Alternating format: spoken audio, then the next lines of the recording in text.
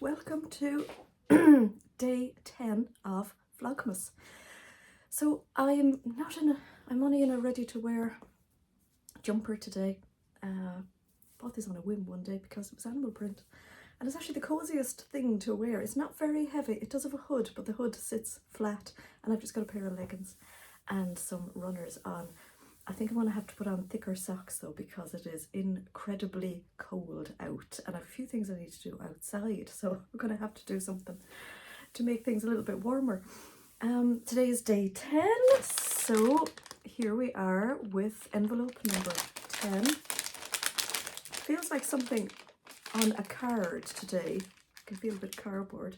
The box is getting much emptier. Just trying to do that quickly.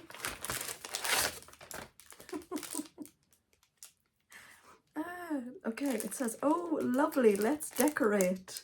So we've got a few of these. They're like little acorn Santas. Now they're very similar to what we got on day 1. Yeah, more to add to my tree. So my cross stitch box still hasn't arrived, but I'm not surprised. And I got an email from Cotton and Twine this morning, not personally to me, but like a newsletter email, and they said that they had posted them on the 28th of November. They usually send them on the 25th, but there had been postal strikes around that time, so it'll come when it comes. I'm looking forward to it. It's another Christmas one though, so I can't imagine I'll have it done for Christmas, but anyway, hey ho, we're all getting affected by the strikes, aren't we? So thank you for all the lovely comments on yesterday's vlog. I uploaded very late last night because the night before I hadn't managed to upload day 8, and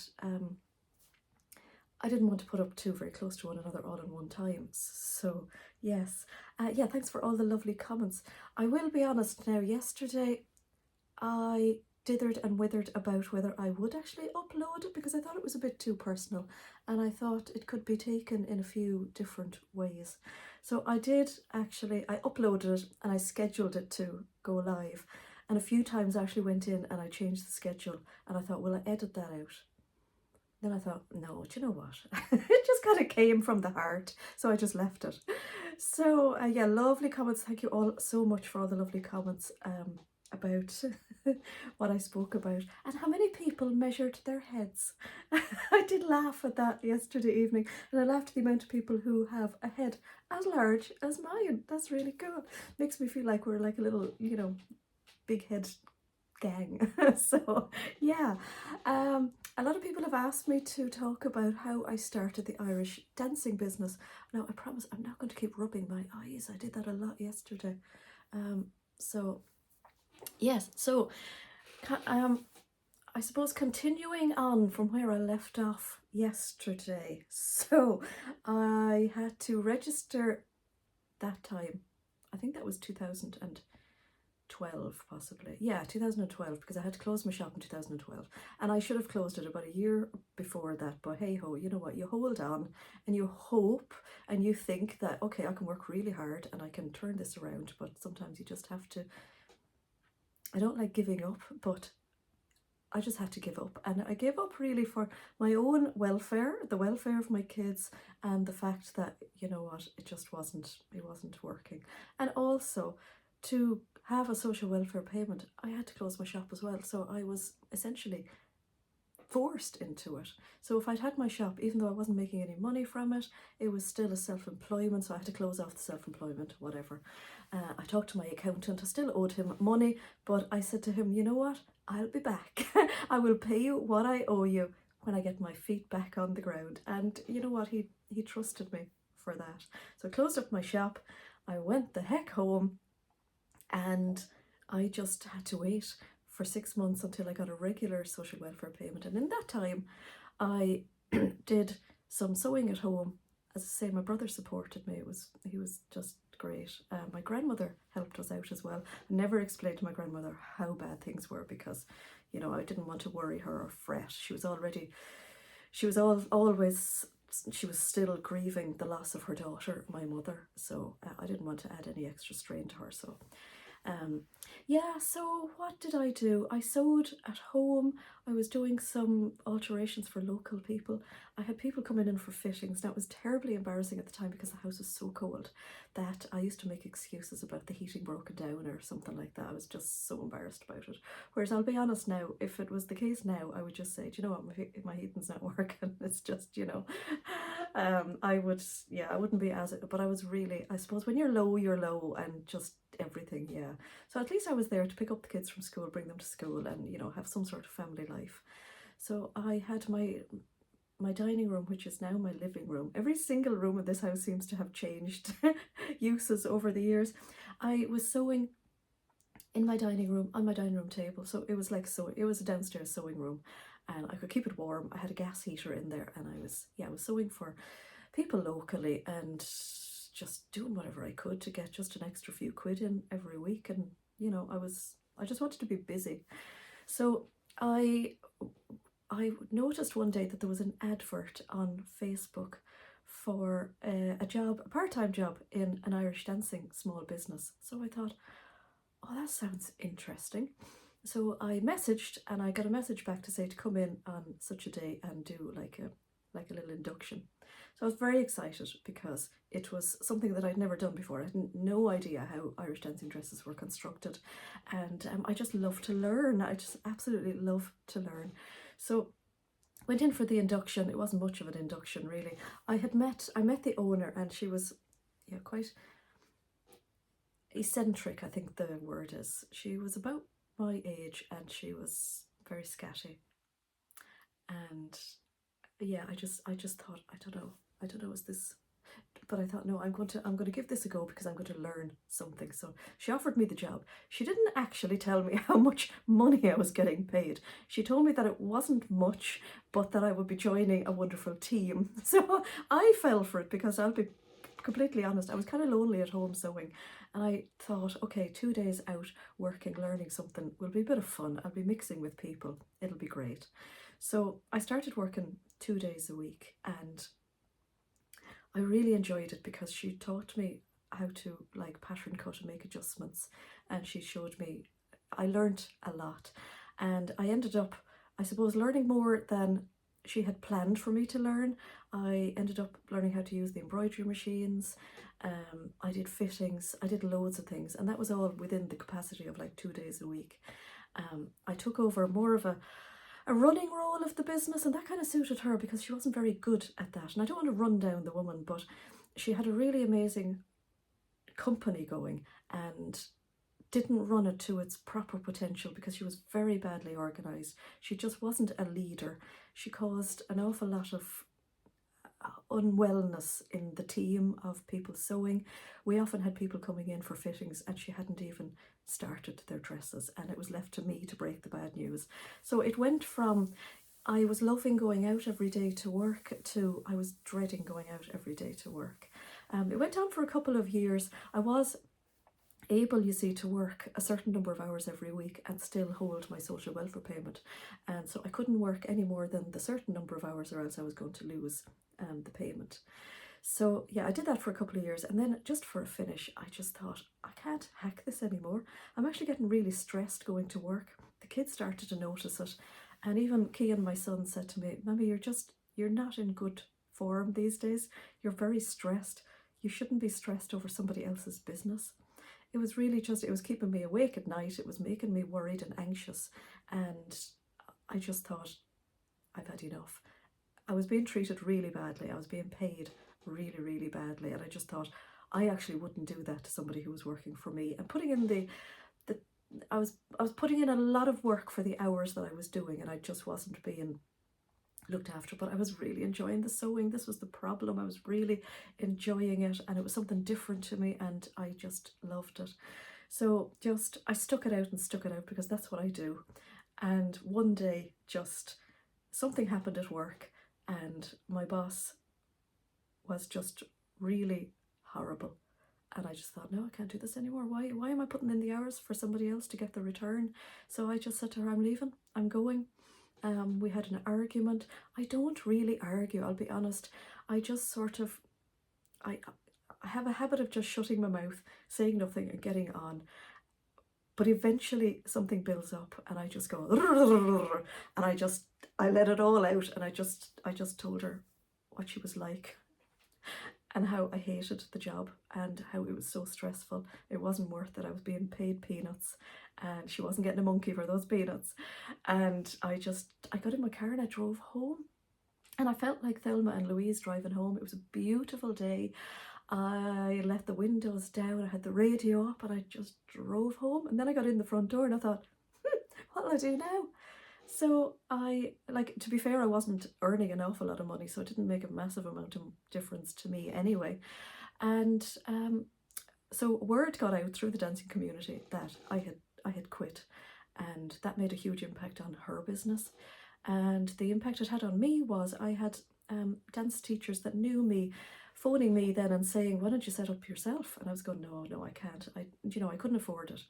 Didn't have the money for the machines, didn't have the knowledge of how to digitize the designs. I never felt I was very good at designing anyway. But one dance teacher that I'd actually done some work for before I even went working in Irish dancing, so I had made her like class costumes. They were very simple class costumes. But she rang me and said, I really need team costumes. I have actually approached the other company. They never got back to me. Would you make them for me? So first of all, well, I said to her, I'm going to have to think about that because it involves embroidery. I do have a small embroidery machine, but I'll have to see what size the children are and see can I actually do the embroidery on my small embroidery machine. So I had been very lucky in that a couple of years before that I had bought my 6-needle brother sewing machine. I was essentially just using it to embroider names on children's blankets, and I was embroidering names on Christmas stockings, and that got us through a couple of winters, I will admit. The Christmas stockings got us through Christmas for many a year, and craft fairs. I'll talk about the craft fairs if you like on another vlog. Just let me know if you'd like to know about them. So I wasn't very capable of doing digitizing, so basically you come up with a design and you have to create, I'm sure people who have embroidery machines understand this, you have to create the digital file to put into the embroidery machine for it to embroider that. So I got onto the lady who had sold me the embroidery machine. She was amazing at digitizing. I did her very rough sketch and she made a digital file for me. So I got on with making those class costumes. Now it was a huge deal because I could only set up within the biggest frame that I had for my embroidery machine, so I had to keep setting it up in order to do the bottoms of the skirts and things, but I did it. I think I made 12 for her, so that kind of got me started. Then another school got onto me and asked me would I make their class costumes, so I did that as well, and I was doing quite a few of those. I was so pleased with this. So then I thought, I could actually make a little business out of this. So I had gone from being self-employed and thinking, I'm going to get a job because it's much easier to get a job and get paid every week. Unfortunately, I got the job that didn't pay every week. I got the job that paid me every couple of weeks when she felt that she had enough money to pay me, or she didn't need money for her hair extensions or her holidays, or yeah. So then I thought, do you know what? I want to be self-employed again. I felt I was at the time where I just felt I've enough orders coming in. So I went to visit the social welfare people and I asked them about a scheme where you could still stay on your social welfare payment for 2 years and they would help you out starting yourself back up in business. So I felt that I was getting a social welfare payment, but I was actually earning it. That was the thing about getting social welfare. I never felt like I was earning it, even though I'd always paid my tax and everything as self-employed, and I had put it into the system to get it back when I really needed it. But this way I felt I was actually earning it, and it was great, and it was a great support. So they helped me out buying a new overlocker, a laptop so that I could do my digitizing, and it was the start that I badly needed. It was great. Then I realised that I definitely needed to buy a large embroidery machine because more orders were coming in. I was learning how to digitise. The lady in Dublin was teaching me. I was doing a couple of online courses and I was kind of getting to the point where I thought, yeah, I can actually do this. This is great. But I needed a lot of money. I didn't want to ask my brother again, which, was just, didn't want to ask again. So I was thinking, okay, I needed a large amount of money. Who can I ask? I can't ask the banks because thanks to my divorce and my business closing, I had no credit rating, so I couldn't actually go to the banks. So I have two really good friends who are they're well established, so they don't worry for money. They don't have any thoughts for money. And I thought if I spoke to those two friends in say 5 years' time, and I was still on the social welfare payment, and if I said to them, I had this chance to buy an embroidery sewing machine, but I didn't because I didn't have the money, I knew that both of those would say, "Why didn't you ask me? Why didn't you ask me?" And I knew they would both be annoyed. So I felt very odd phoning the two of them because I thought I don't ask one of them for the money, but I'll ask the two of them if they can chip in half each. And they both said yes without any question. It took me a long time to summon up the courage to ask them for the money, but yeah, they did. I paid my deposit on my embroidery sewing machine to a company in the UK, and I was promised that it was going to be here within a couple of weeks. It didn't, and it involved a lot of phone calls, a lot of emails, and when I googled the company, it seems like they had a really bad reputation. So at the time I was getting very strong. I was getting very strong on myself. I had also spent my two good friends money. So when I couldn't get the emails and I couldn't get any answer from the phone from this company, I actually booked myself a flight and I flew over and I landed on their doorstep one day. And this was a huge thing for me to do. I was so scared, but I was so determined because I felt like I had just squandered my friend's money. So it landed on their doorstep. They didn't expect it. And I won't make the story too long, but I got my embroidery sewing machine the following week and never looked back. So I had done, while I was there in the company in the UK, I said to them, while I'm here now and I've had to travel this distance, you may as well show me how to use it. So I did some training, learned how to do it, came home, waited a week, and I did tell them, if it doesn't arrive in a week, I will be back on a plane again.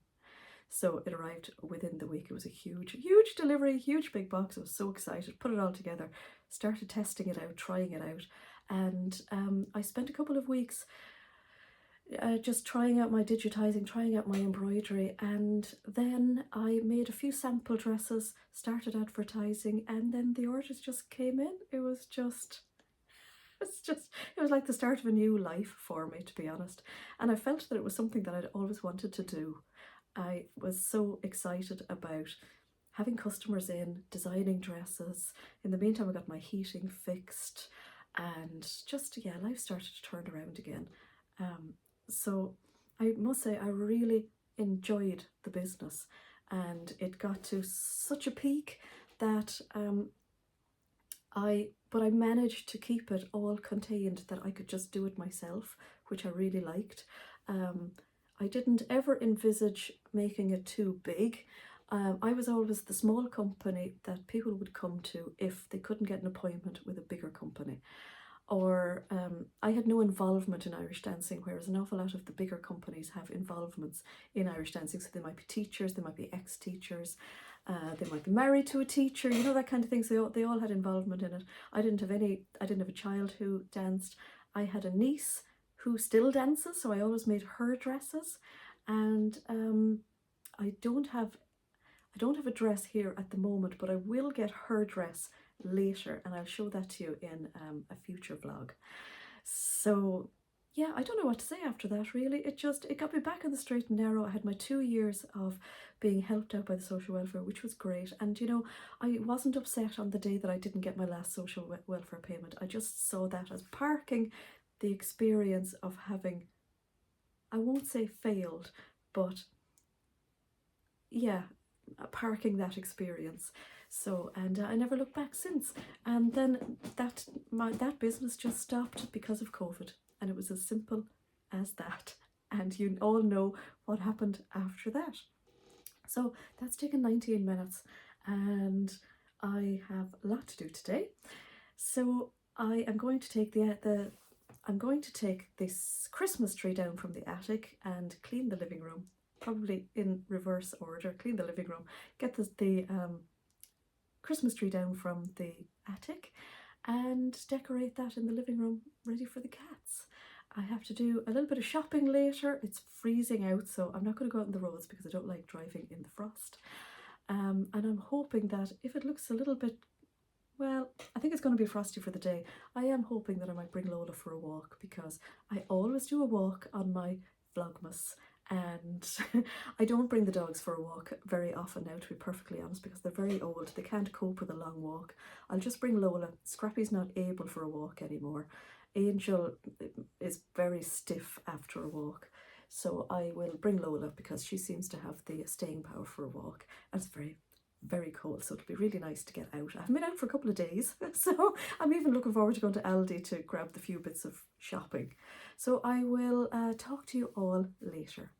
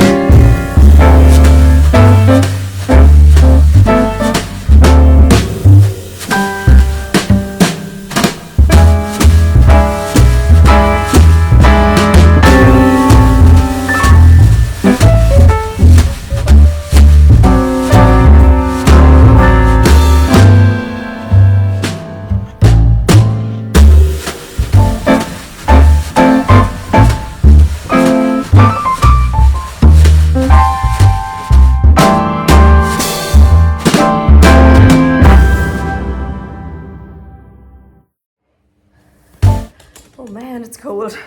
I just took my post out. There it was. Ooh, sewing machine. Sewing magazine, even.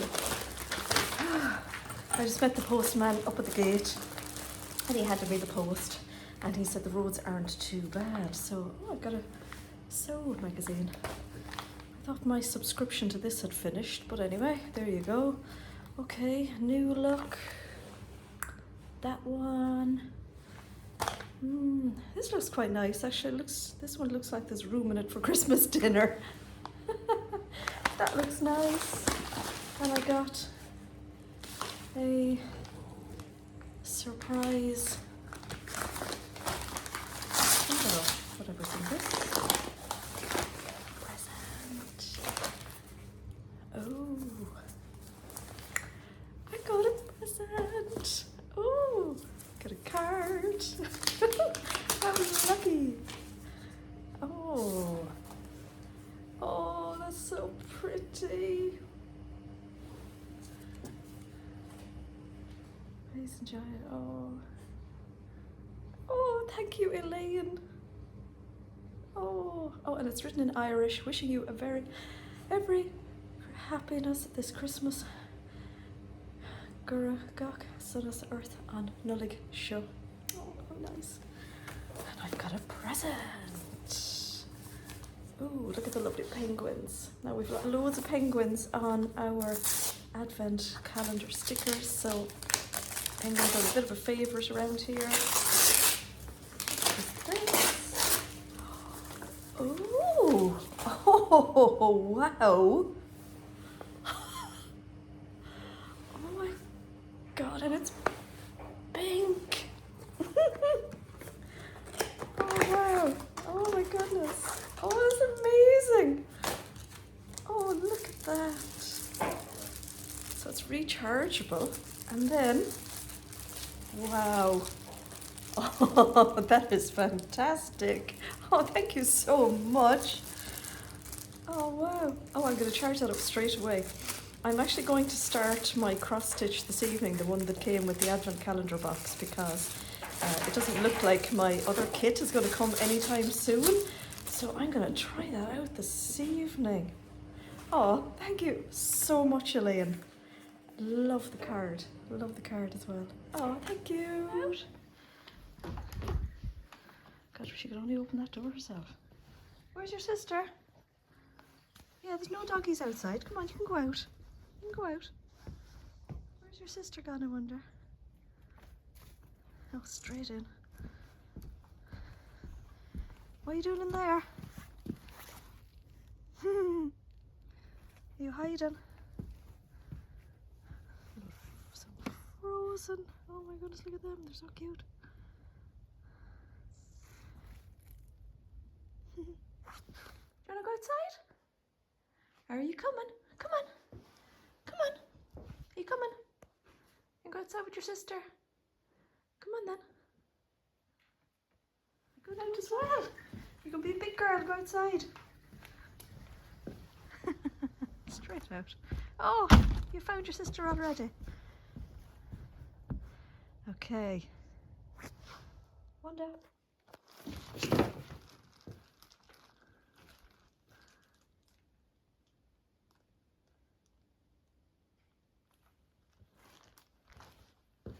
What you doing?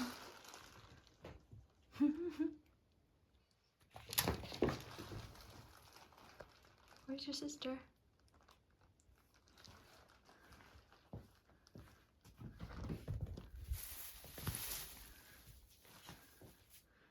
Have I got two cats in a tree? Hello?